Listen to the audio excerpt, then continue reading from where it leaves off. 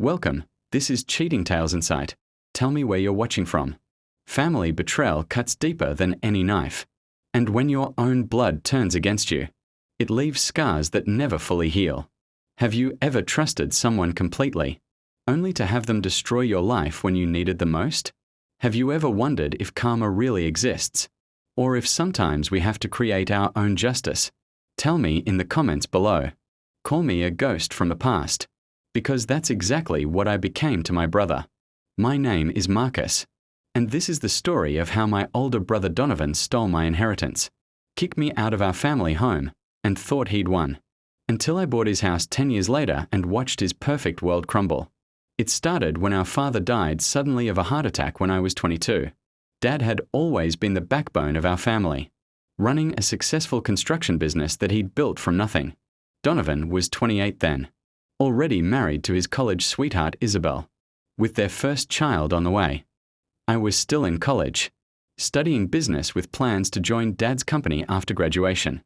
We'd talked about it countless times, how I'd learn the ropes, maybe expand into commercial development, carry on the family legacy.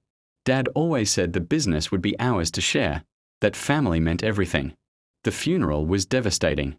Mom was barely holding together, and we were all drowning in grief. That's when Donovan stepped up, taking charge of everything.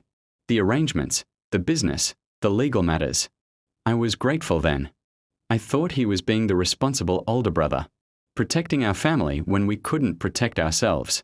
But I should have paid more attention to those late-night meetings with lawyers and accountants. 3 weeks after the funeral, Donovan called a family meeting. Mom, myself, our younger sister Rachel. We all gathered in Dad's study, still smelling of his cologne and cigarettes. Donovan had this stack of papers, this serious expression, and he started talking about Dad's will. According to him, Dad had left everything to Mom, with Donovan as the executor and primary beneficiary after her passing. The house, the business, the investments, everything. I was mentioned, he said, but only as a minor beneficiary, entitled to a small cash payout once I graduated college. I was confused. This wasn't what Dad and I had discussed. We'd talked about me joining the business, about building it together with Donovan. But when I questioned it, Donovan had answers for everything. He showed me documents, pointed to signatures, explained how Dad had been worried about my maturity level, and wanted me to prove myself first. Mom was too grief-stricken to really focus, just nodding along and trusting Donovan to handle everything. Rachel was only 17, more concerned with her own world than family business.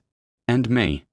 I was young, devastated, and desperately wanting to believe my brother had our family's best interests at heart. The cash payout he mentioned? $25,000. Not nothing, but a fraction of what I'd expected. When I asked about staying in the house until I graduated, Donovan's expression hardened.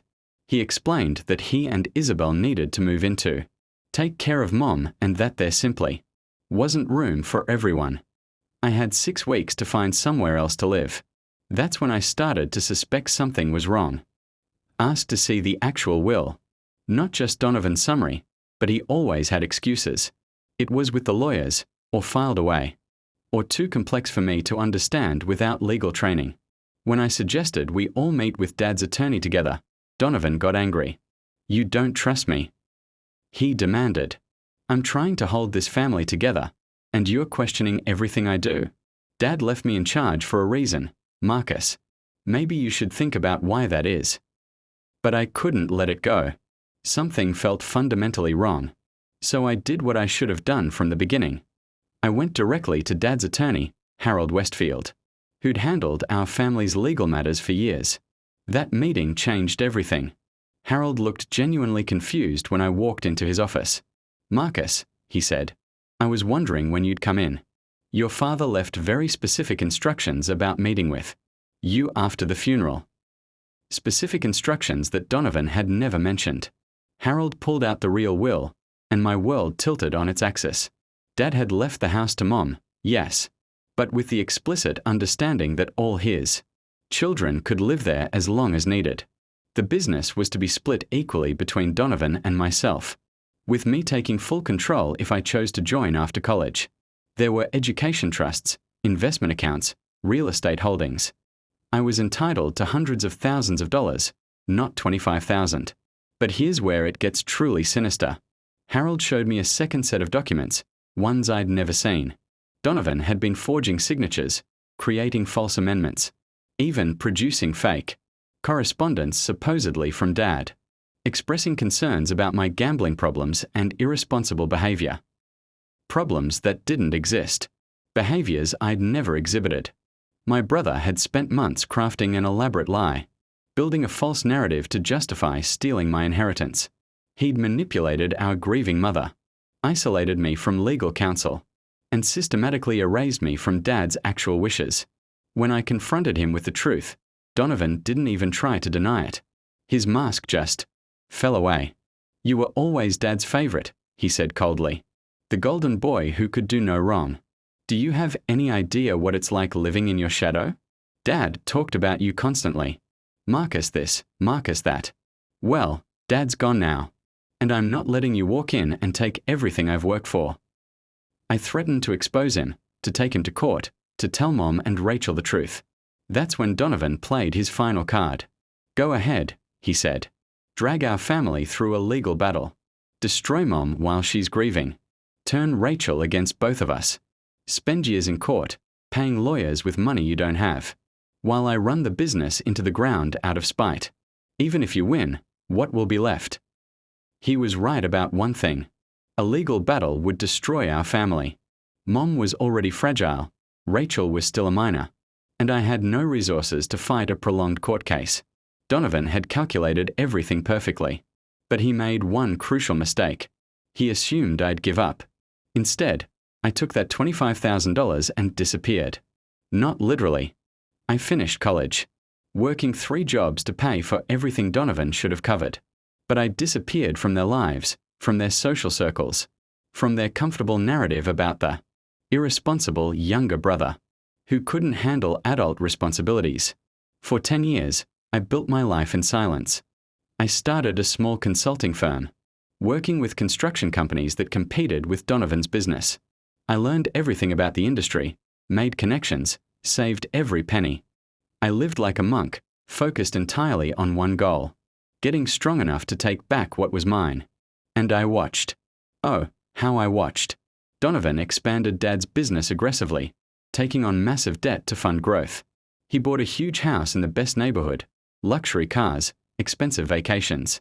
Isabel posted constantly on social media about their perfect life, their beautiful children, their success story. But I could see the cracks. The business was overleveraged, dependent on a few major contracts. Donovan had gotten sloppy, complacent. He'd forgotten the careful, conservative principles Dad had taught us. Then the recession hit. Construction projects dried up overnight. Clients delayed payments, cancelled contracts, declared bankruptcy. Companies like Donovan's, built on debt and aggressive expansion, started falling like dominoes. That's when I made my move. I'd spent 10 years building relationships with Donovan's clients, suppliers, and competitors. When his business started struggling, I was perfectly positioned to acquire contracts, hire his best employees, even purchase equipment at bankruptcy prices. But the house, that was personal. Donovan had bought his dream home at the market peak, using the business as collateral. When the recession hit and the business failed, the bank moved to foreclose. He tried desperately to save it, selling everything, borrowing from friends, even reaching out to Mom for help. I bought the house at auction for 60 cents on the dollar. The day I drove up to what was now my house, Donovan was loading boxes into a rental truck. Isabel was crying, the kids were confused, and Donovan looked like he'd aged 20 years. He saw me get out of my car, saw the keys in my hand, and his face went through every emotion imaginable.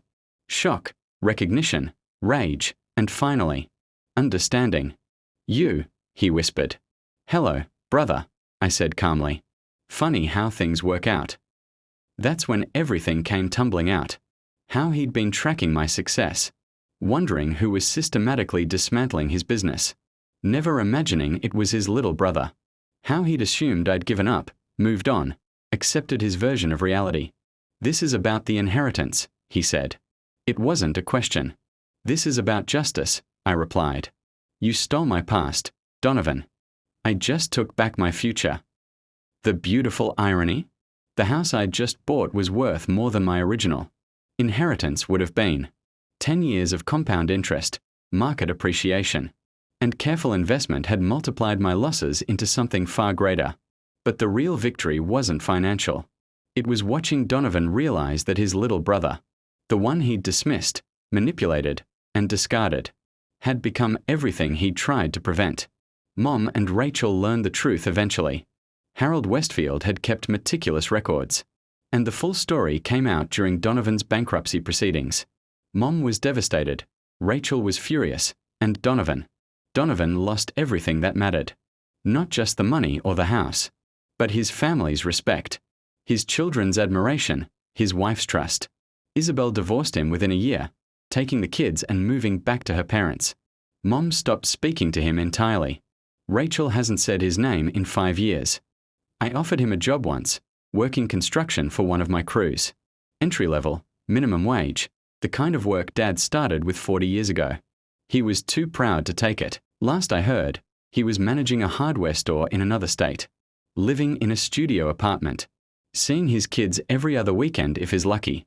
People ask me if I feel guilty, if revenge was worth it, if I should have just let it go. But here's the thing they don't understand. This was never about revenge. This was about justice. About proving that you can't destroy someone's life and expect no consequences. Donovan taught me that family doesn't mean what I thought it meant. But he also taught me that patience, persistence, and careful planning can overcome almost any betrayal. I still live in his old house sometimes. Not because I need to, but because it reminds me of something important. That the best revenge isn't getting even. It's becoming so successful that your enemies' worst actions become the foundation of your greatest triumphs. If you've made it this far, thank you for listening to my story. If you enjoyed it, please subscribe and share your thoughts in the comments. Sometimes the most important stories are the ones that remind us that justice, even delayed, is still justice. And Donovan, if you're somehow watching this, the guest room is still available. You know where to find me.